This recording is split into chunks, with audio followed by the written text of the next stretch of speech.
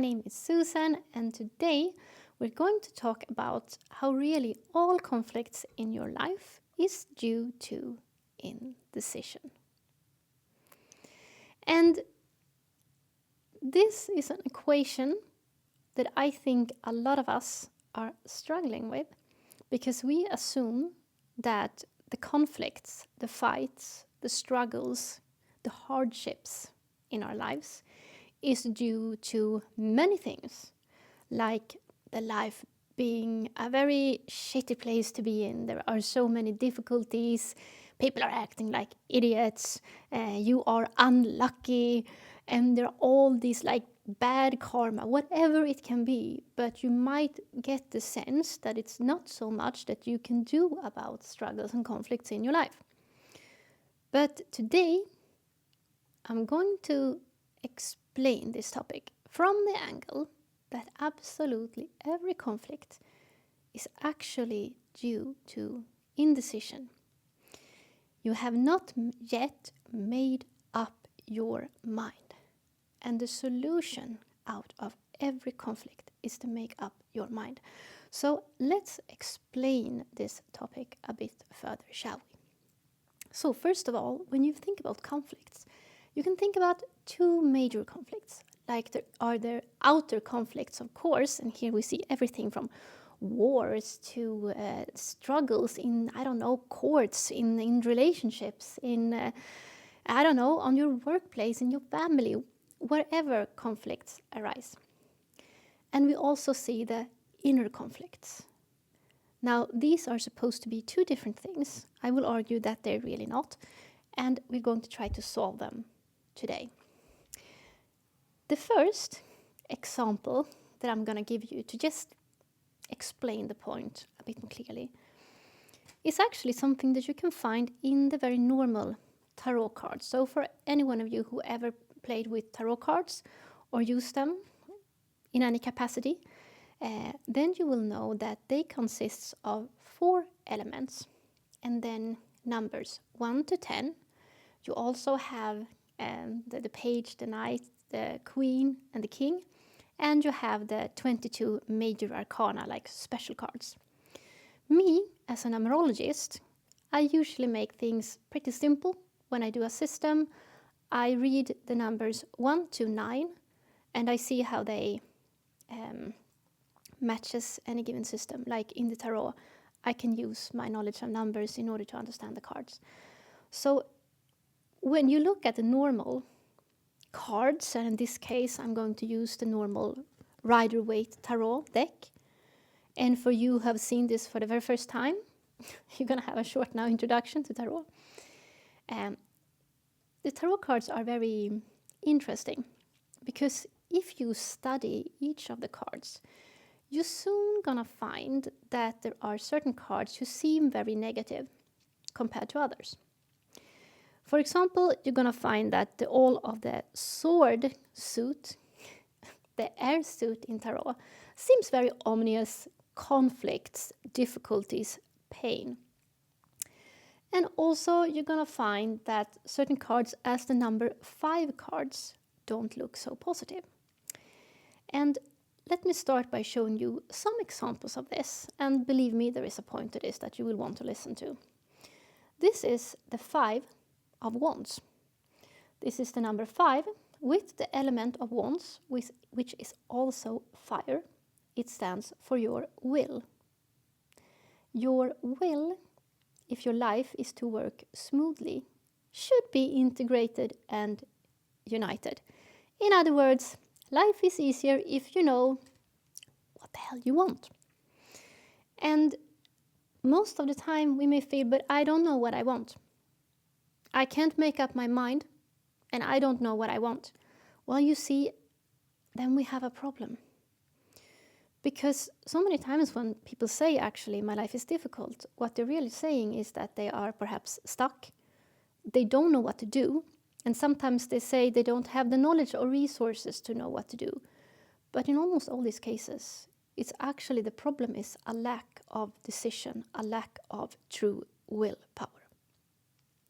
This card indicates that there are many different wills involved Usually when this card comes up, it's regular that you say, oh, you are in a working place. It seems that you guys are not getting along that much. You all want different things. So any kind of cooperation that moves the project forward will be difficult. But also view it like this. What if this is not an outer conflict, but an inner conflict?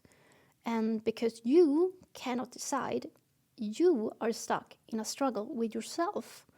So you're not really putting in the effort to make a certain change, or you are not really voting on yourself. What do I mean by that? You may don't trust yourself. You may have low self-esteem, so you trust someone else. And so now we have like maybe a dominant partner or many people in your life that you go to for advice, and you don't really know what you yourself want. And then life do become difficult. While life also can be very smooth and not as difficult if you make the decision what it is that you want. So here we see the first indication of a conflict card in tarot that is a conflict because the will here is not united. And another card that expresses this is the 5 of Swords. And this is an air element, which indicates your mind. Some indicate it as ego. The thoughts are ego. But this is actually then your mind. And seldom the Swords cards in tarot are positive, because they indicate that if you were integrated with yourself, you wouldn't necessarily need to use your head in any such capacity that is scheming or manipulating, because you would be aligned and in flow, and the people you meet will be in flow and all of that. So what is going on here? Well, let's assume you find yourself firstly in a situation like this. What I would like to ask is, okay, why are you in a working place where people do not get along? Meaning, there are usually 2 different reasons for this. Either you know you're a kind and sweet person, but you don't believe in yourself, so maybe you settled for less. You settled for less, ended up with a group of people who are not necessarily as stable, kind, and harmonious as you are, and you can feel the other people's lack of self-work, so to speak. So whatever kind of situation you find yourself in, you may be aware that you should not be in that place. And if you trust yourself more to find the kind of group and the kind of life situation that you should be in, that you resonate with, you will not find yourself in this situation. The other option is that you are a kind of egomaniac person. Not to be unfair, but you are a person who may find it difficult to self-reflect, so you are not aware that you are the actual person starting these conflicts. You may wonder that why are there so much disagreement where I am, unaware that you are perhaps the initiator of many of these conflicts. But you can't do that self-reflection because maybe you were blamed as a kid. And so you have to protect yourself, and you are hyper afraid of being criticized. Hyper.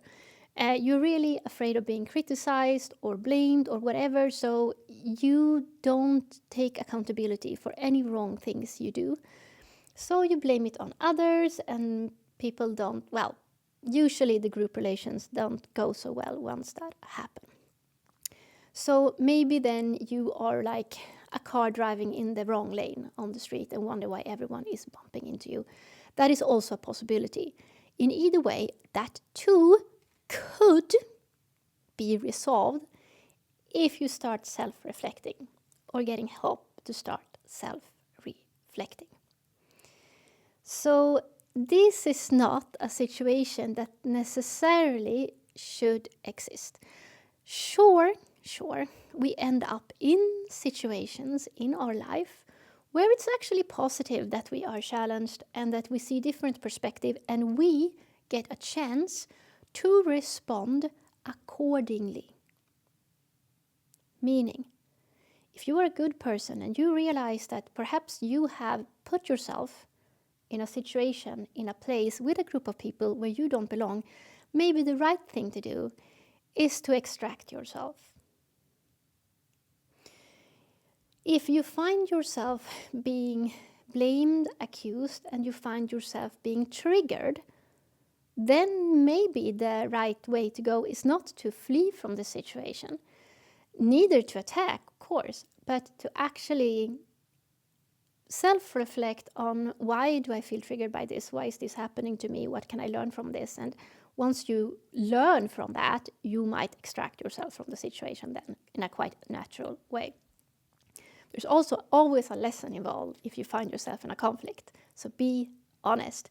However, if your ego is wounded, you might not understand the situation. You may think that there is an easy way out of this.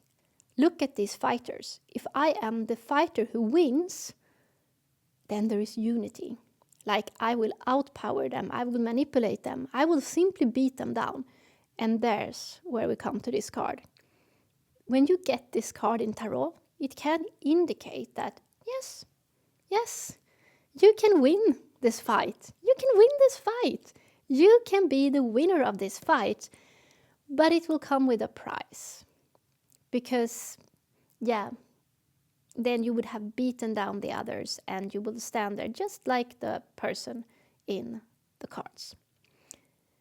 And it's not a really good strategy if you want to be happy, if you go down this route. And maybe you also have found yourself in a situation like this, where you, perhaps in a conflict, won the conflict verbally, I hope, not with your fists.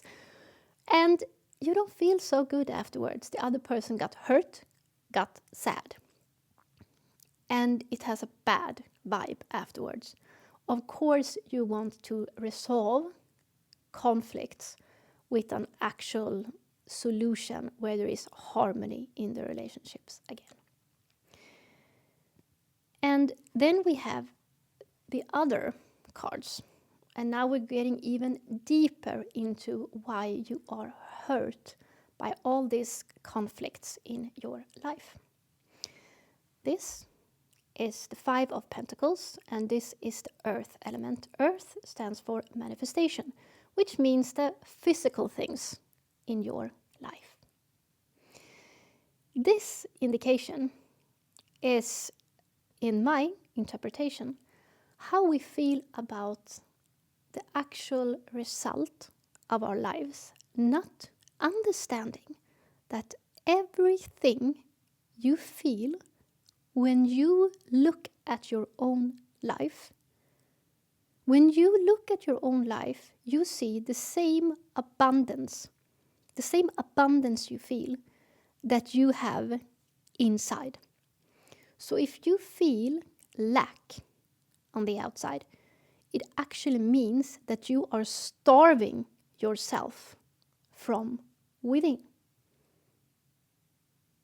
No one outside can give you what you need to be happy. You've heard this 100 times. Yes, what does it mean? It means that you can be a rich, spoiled prince in a castle and still be unhappy. That is what it means. It also means that the only thing that is alive is life. That's the only thing that is alive. And that is living. And I'm going to talk some about the elements and how they work. So you're going to see my point even more. If you find yourself in a situation like this, it's very easy that you perceive that I don't have things. Or I can't move on because, I don't know, that person has something I don't have. So now it's too late. Or I'm too old, so there is no point because I have wasted my years. I have wasted my money. I have wasted my lack of talents. I don't know what you give physical attribution to, but it is energy invested. And for some reason, here we are stuck. And we say that I can't because I don't have that. Now this is a very interesting thing. I don't have that. Let's return to that whole situation. And I also want to point out feelings. This card is also a very dreaded card in tarot because it signifies that you have lost something that you love. It also signifies that you do have love in your life. There is hope in your life, but you can't appreciate it because you only see what you have lost. You usually get this card if there has been a breakup or someone has disappointed you. And you thought that this person could take something from me. So, how do we resolve this? What is it that we mourn? Let's dive in some to conflicts now, and I will return to this and explain what this is. First of all, no one can take anything from you. Say it again. No one can take anything from you. No one can hurt you. No one has the power to hurt you. No one has the power to make you feel sad. It is not the other person. It is not the situation that is making you sad. It is you who have used your energy directed by your free will, invested in something, a situation, a cause, a person.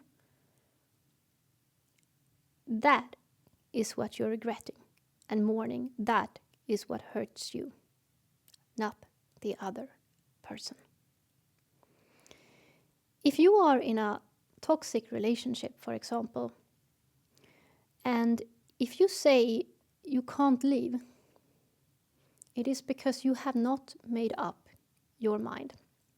And this is the theme of the video. You have not made up your mind. It is not that, it's very seldom the case that the actual toxic person have locked you in the cellar, so you could leave. And yes, sometimes we can feel threatened by a toxic person in a relationship. But that's more the unusual case than the usual case. And usually we can find a way to leave.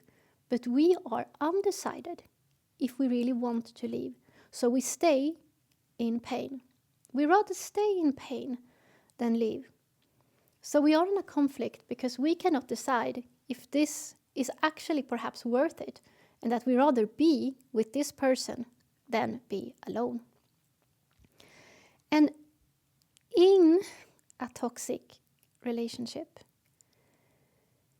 they can watch the toxic person, whether it is a narcissistic person, even an avoidant person, whatever kind of psychological difficult person you're dealing with. And with that I mean it's a person who are unable to self-reflect for whatever reason. And because they can't self-reflect, they don't understand that their behavior is abusive. This is a person who for some reason can't form relationships, whether it is a narcissist or an avoidant person. I use these two examples. I'm very well versed with them. They can't form relationships. The narcissist will manipulate you to get love. Even if he doesn't have to, that is what he will do. Even if there were people who were willing to love him, that is still what he will do. The avoidant person is exactly the same. The avoidant person needs to be in power. Even if there were people there willing to love this person, it doesn't matter. They can't meet up a relationship and have an abundance with another person.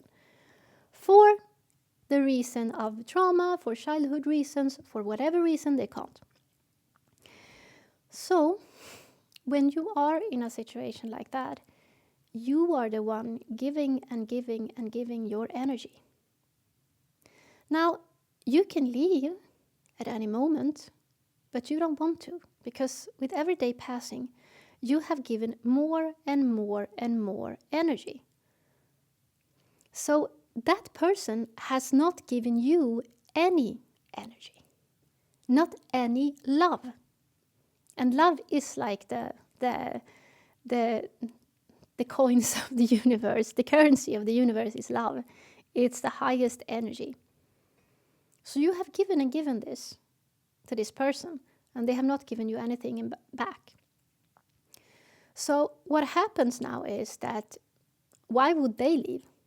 You keep giving them this energy. And if they don't have to do so much in order to get it, better. I would even argue that the avoidants have a better game going than narcissists. Because anyone who has been in a situation like this, in a relationship like that, knows that the narcissist is somewhat putting in a lot of effort to harass you, to push you down. It's always your fault. You have to do better. How can you be so selfish? How can you only think about yourself? So every time they say these things, it's called manipulation, it's called gaslighting. Gaslighting when they make up a story about you that is simply not true. And then you do more effort. You give more and you give more and you give more, and eventually you get sick. But up until that, you give and you give and give. And the narcissist has to continuously keep up this game. While the avoidant person, one can argue, is a bit more interesting. They are not there to deliberately harass you every day. They are just leaving you alone. So you are chasing after them. And in the beginning, they want to give all their love to you, but as soon as you come close, they realize, oh my God, yes, I am one of these people who can't have relationships. So they withdraw, because they get deactivated when they feel love. As soon as they feel love and they realize that this is real, they often have to withdraw. And the poor partner who is in love with the avoidant will chase after them. But the more they chase after them, the more the avoidant person will run. But as soon as they stop chasing, the avoidant person will come back. So the avoidant person here is trying to keep their partner at a safe distance, always starving them for love.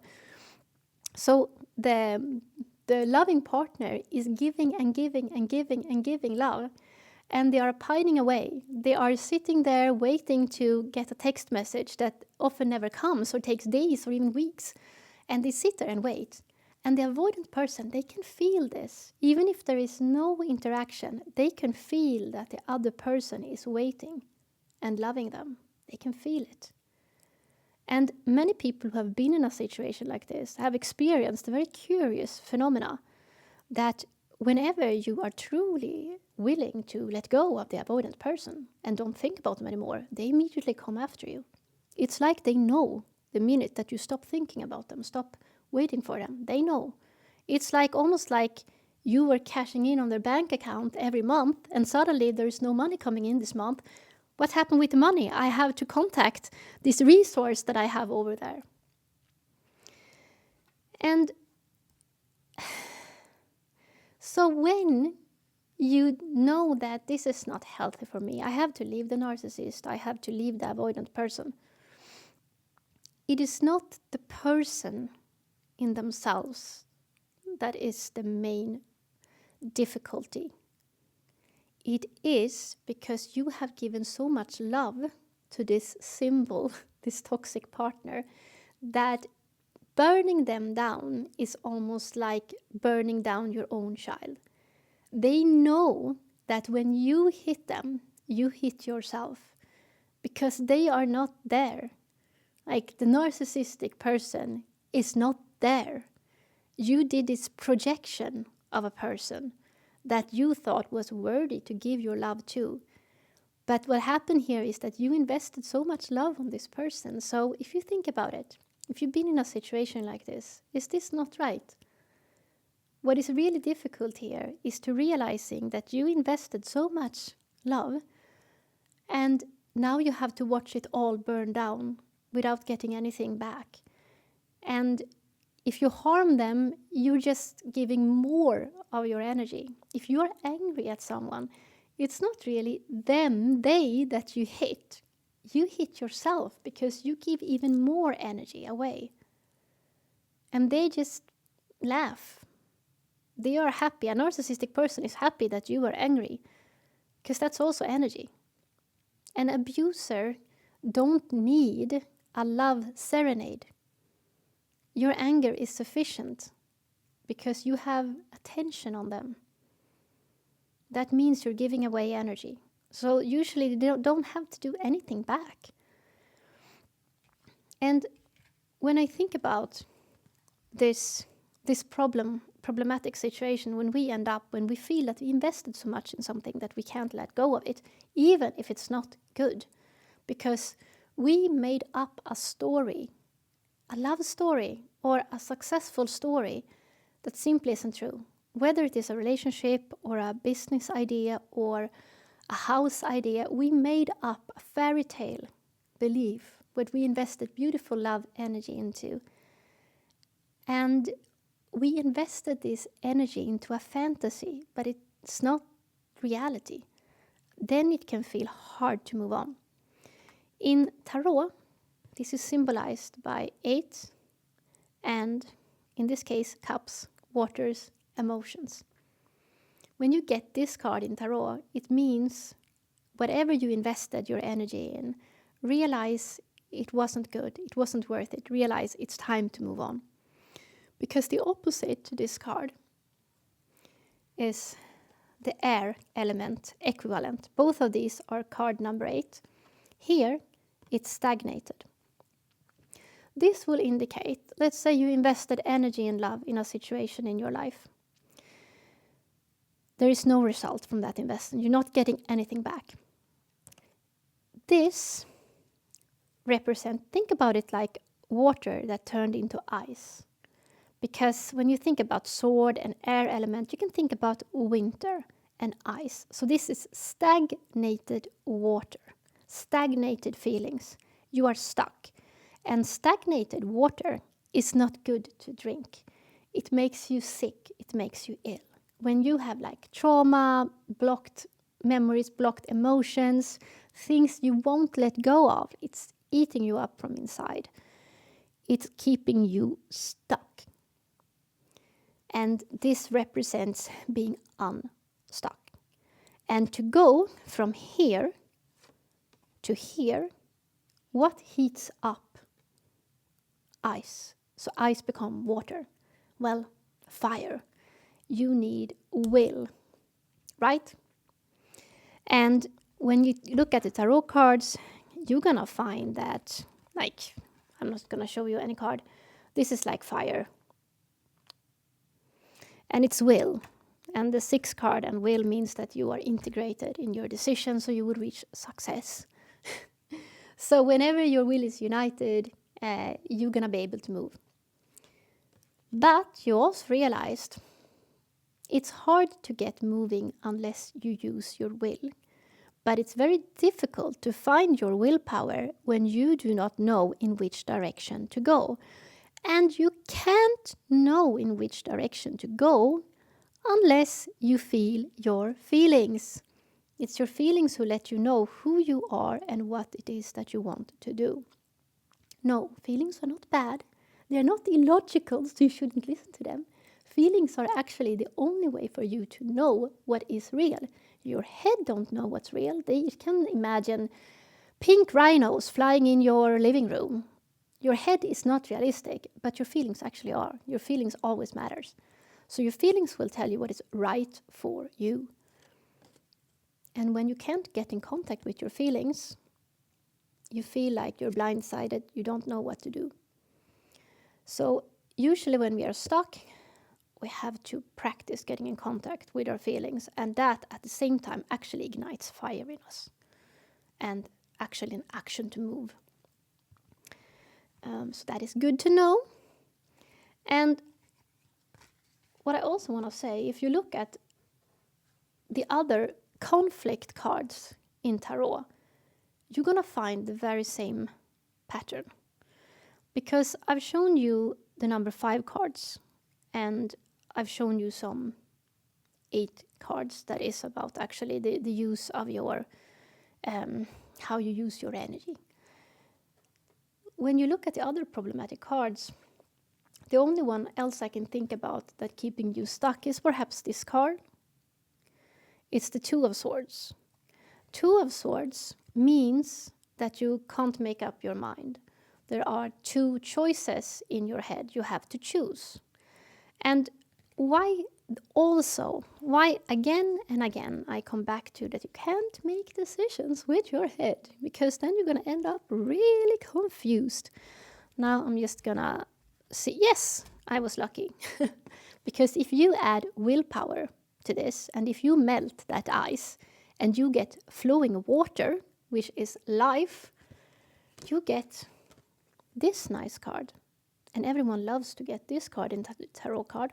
It usually means love, but it actually means that you are really aligned with yourself. So you want to team up. You don't want to fight. You never want to fight. Sorry, joining the army and fighting with people is not a winning strategy. And it's not something that women would do if they ever entered military, because women don't shoot at people, I do hope, and we don't march and we don't go in formation with the same clothes on. So I don't think that would happen.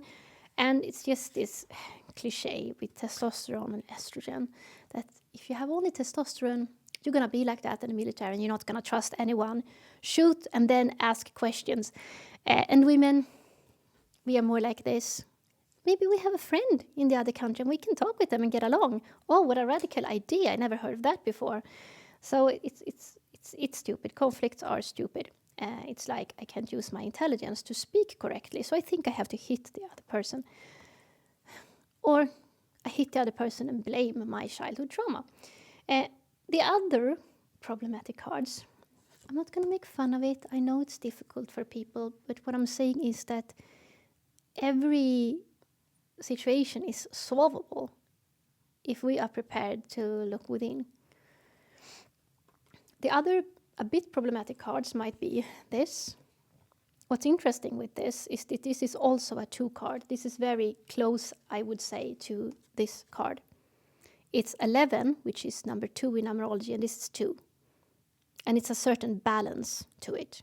This is like a karmic card usually, that you have done something in the past and now you have to face it and you have to resolve this issue. And it might be difficult for you to do it because you have acted in such a way, or you have been stuck in a certain situation where you have not made up your mind, but now you have to make up your mind. Or this card, also sometimes a bit problematic. It's a 5 card, the number 5 again. And it is meaning that you are in a process. And once that different elements in this process are being mixed, you're going to feel and think, and it's going to be different.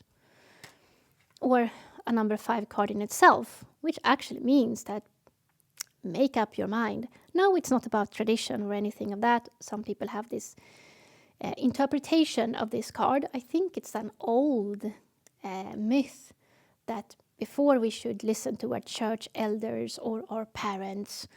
But I think we evolved since then. And now we know, no, it's actually about being true to yourself. And yes, that's the most difficult things that there is in the whole world, to be true to yourself and make up your own mind. But that is actually what makes us good people, a good friend, and makes us evolve. So, everything is about indecision. We have not made up our mind, and therefore we are in conflicts. And no matter what the difficult situation in your life right now, can you go inside and ask yourself if it can be that the reason why you don't know what to do, how to get out of the situation, if the reason can be that you have not made up your mind yet? Because sometimes we say to ourselves that, but if I know what is the right thing to do, I will do it. But think about that for a second. If you know what is the right thing to do, you will do it. This is why some people fail when they use the tarot cards, because they assume that the tarot cards will tell them what is the right thing for me to do.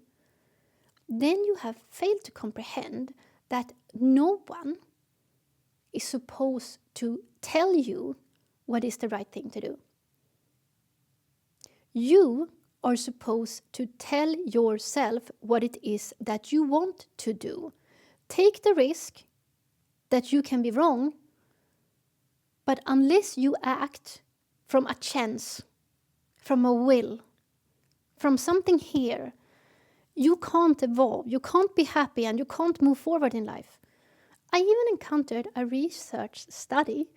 It was a study about people's happiness and why people are happy. And they didn't know what to search for. They asked people a lot of questions about their life, and they rated them, and they have to self-rate how happy they were. And they found the correlation that the most happy people had one thing in common. They all taken risks in their lives. And what is a risk? A risk is not, I have to fight a wild tiger.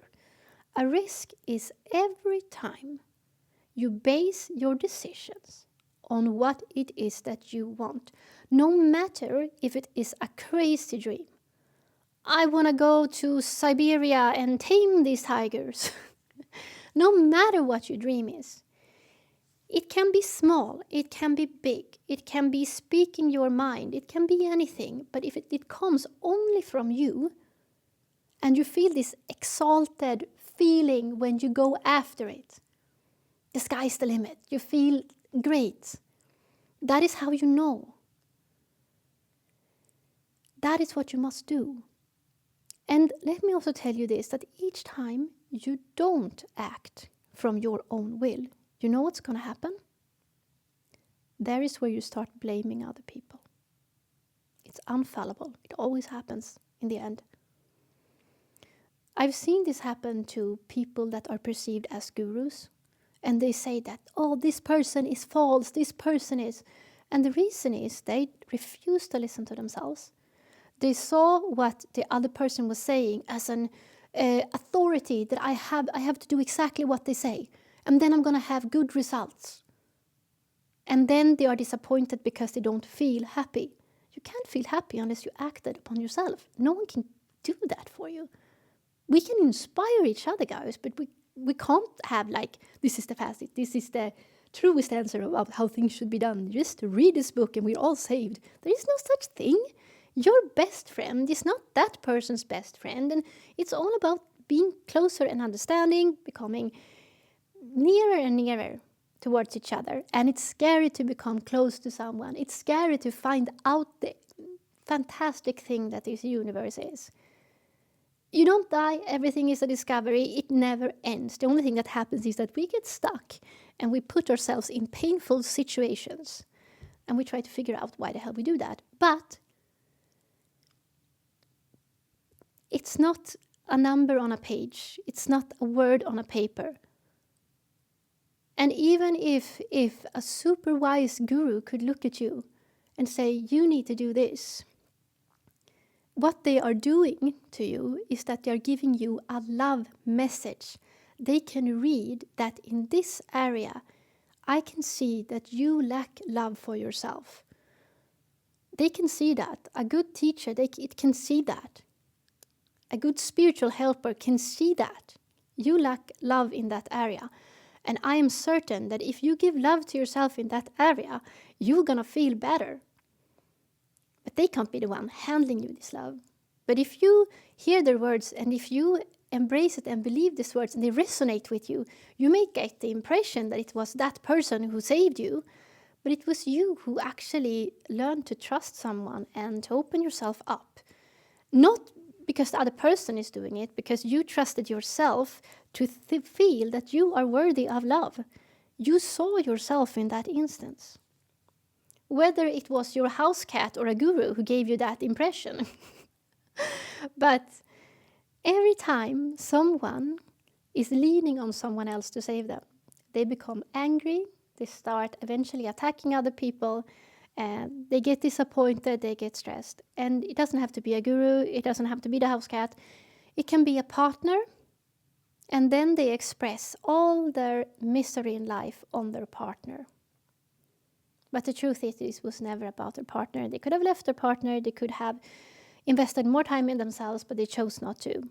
Instead, maybe they focused more on the partner. And then they could say that it was the partner's fault. Or they listened on the news, the government, experts, their own occupation, academia, whatever it is. And they get more and more miserable. And eventually it piles up, it's going to blow up, and someone's going to get it. We can't listen to anyone on the outside. And what else do I want to say? I want to say that all the abusers out there only want to get your attention and get your energy and distract you.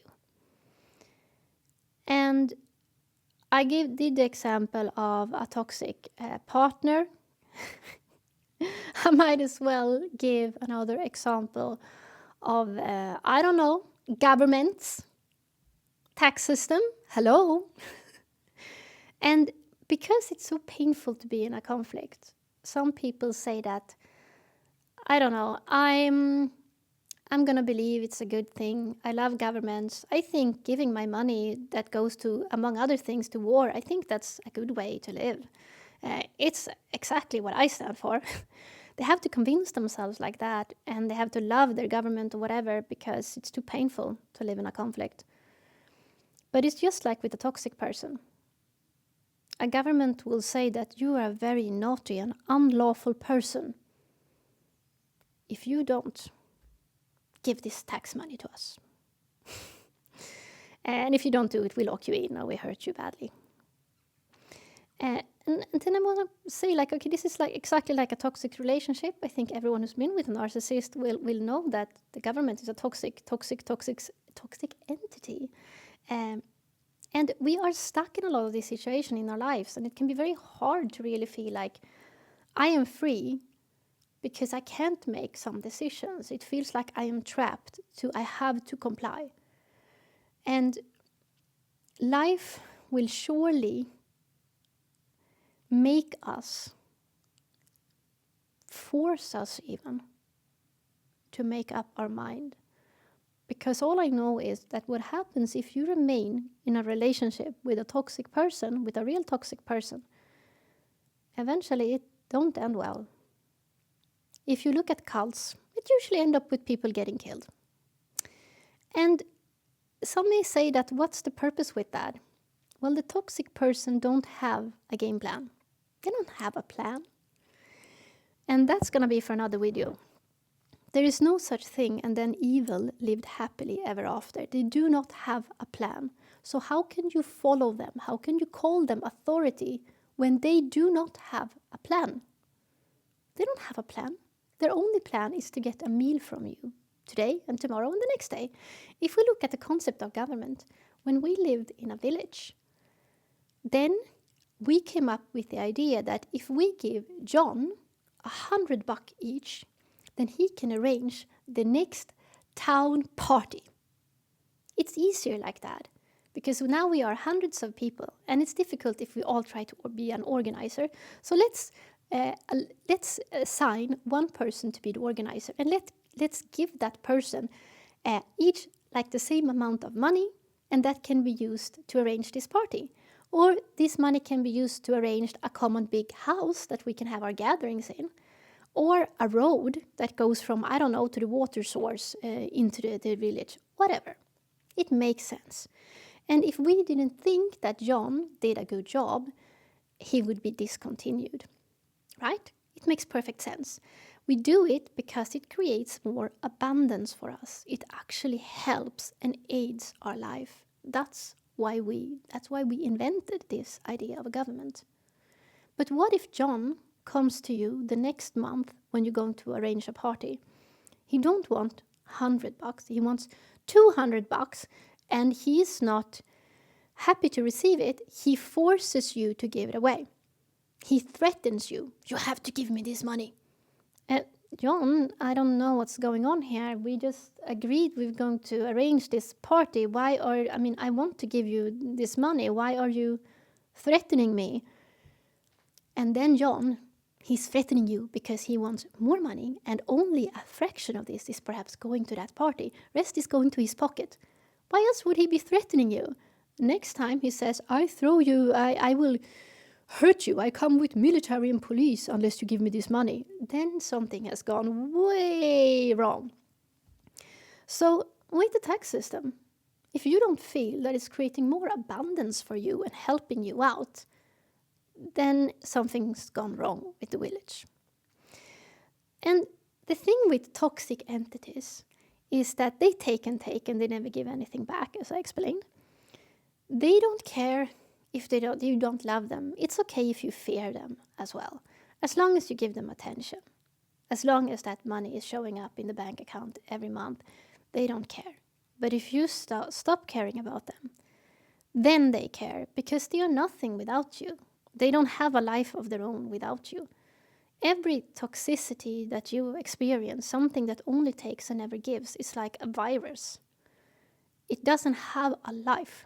It doesn't have more life than you give them.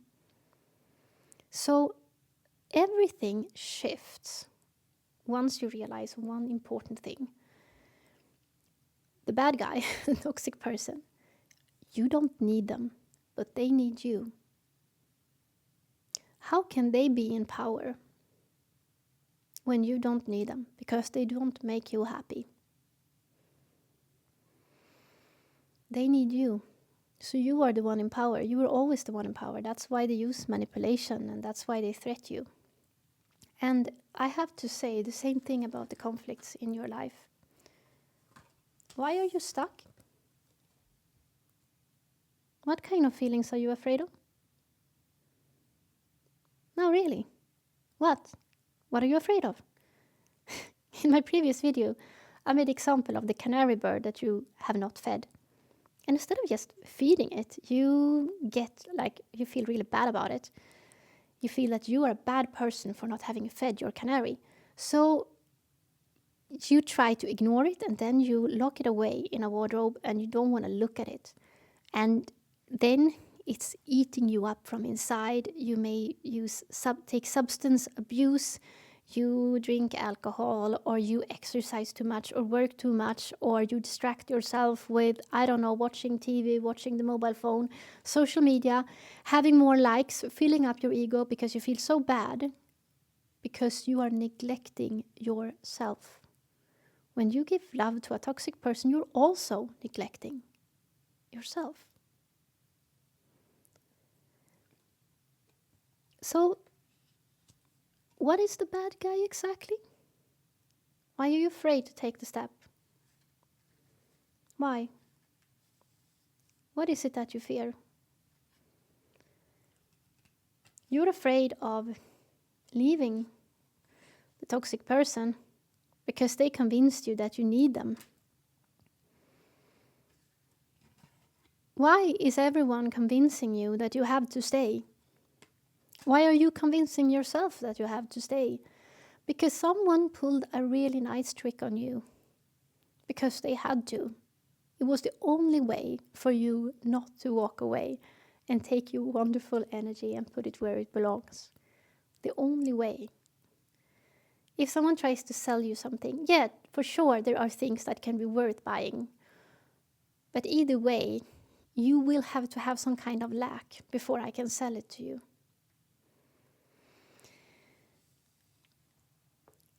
The more stuck you are, believe that there is a narrative. Because the situation that holds you is dependent on it.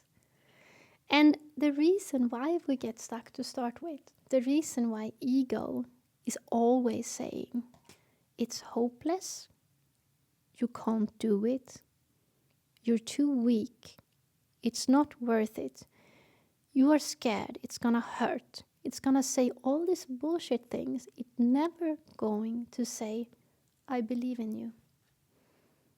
Imagine the tax system saying, I believe in you. Imagining a toxic person, a narcissist saying, I believe in you. Only a friend says that, because your friend don't want power over you. Your friend doesn't want to control you. Your friend give you to you, like you give you, you give your friend to the friend, so to speak. You want to encourage them to do whatever they want to. Whatever they need to in order to grow and be happy. You don't have an agenda. So whatever is holding you is putting this propaganda on you because they are nothing without you. And the reason why you still feel that you might end up in conflicts or struggles, and even if you find yourself alone, you might be alone because you hide away from other persons because you are afraid of being hurt again. Even that is being stuck. Alone is being stuck. Having to compete with other people in an unhealthy way is being stuck. Not being happy in your life means you're stuck. And all these toxic relationships is of course also being stuck. What is the solution? Why are you doing this to yourself? Because we can only see what we have, and we can't see what we don't have. A big leap that will have to take place, and I'm sorry to say this, but the dimension we're in, or the reality, it's not a physical reality, hint, hint, don't want you to know that you are a creator. Because if you are a creator and you can create, then no one can have anything on you. So you have forgotten that you are a creator. And taking a chance on you and making a change in your life is to believe that you can create something that as yet doesn't exist. It means leaving a toxic relationship before you met a new person. It means leaving a country before you know what's going to happen if you move to another country. Leaving a job before you might know what kind of other job you would do in your life. It means all of these things. Leaving a friend group because they're not right for you anymore, before you have met new friends. You have not seen it yet, but you have to trust yourself enough that you can create it. Just like you created what you're currently stuck in right now. But an abusive person does not want you to know. An abusive person says you're nothing, that you're worthless, you can't live without them. You always recognize an abuser by how they make you see yourself. As you can't do this. You need me. That's how you know you're dealing with an abuser.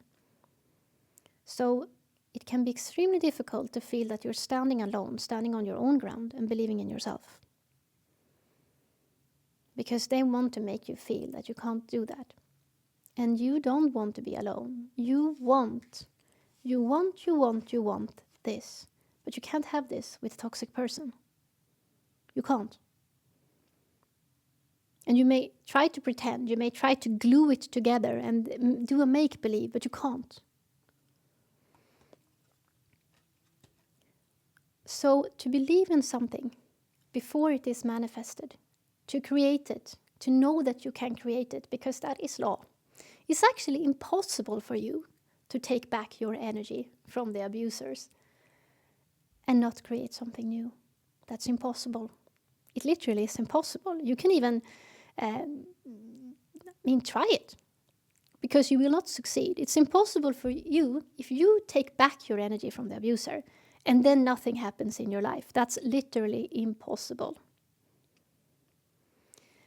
So nothing is over until you really taken back your energy. And you are only ever having problems in your life with the energy that you feel that you have given away and invested. An abuser is highly aware of that.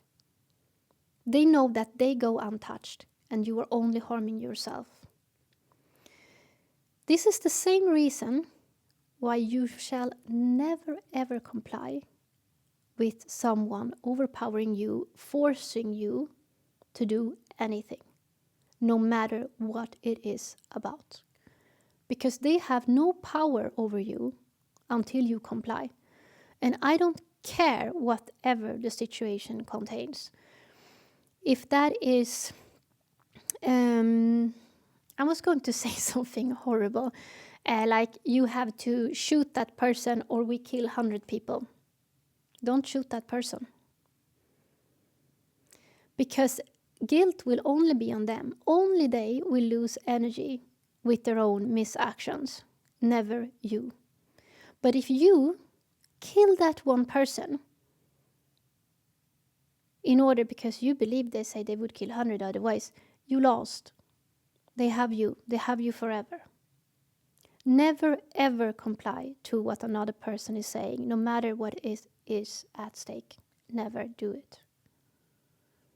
In the long run, whatever consequences they do is not your fault. If they say, look, now we kill these 100 people because you didn't shoot that person, it's not your fault. It's only theirs. And you shall stand there, look at them calmly, and reflect that truth. An abuser says they are always innocent and you're always guilty. Just stand there in your truth and say, I haven't done anything. It looks like you just killed 100 people. But you shouldn't even say that, because that is judging. You shouldn't say anything. You should just not engage. Then they lose. It's all about what you give your energy to. When people say be watchful, I will even say that maybe Christians got this right, if they understand it. Only be watchful about one thing. Yeah, be watchful for the devil, maybe. That is not what I mean. Be watchful. Yes, if the devil is a manipulator and deceiver, yes, be only watchful for that. Be watchful to whatever thing you give your energy to. That is the only thing you have to be watchful about. Because as long as you are true, in every energy that you give away, nothing can hurt you and your life is blessed. So start taking that energy back. Start taking that energy back. And if you feel yourself in conflict or stuck in a situation, just think about it. What have I not dealt with within myself? Where am I not aligned with myself? And be prepared to look at those feelings and allow them to flow. That's the only thing you have to do. It's not up to anyone else. It's your own grace, your own blessing. You can do this yourself and only you. And the longer you postpone it, the more anxiety you're going to feel. You're going to feel more anxiety and you're going to try to look for outer solution. It's going to confuse you. So, yes, try that. And things is going to go smoothly again. Okay, this was a long video. I realized that.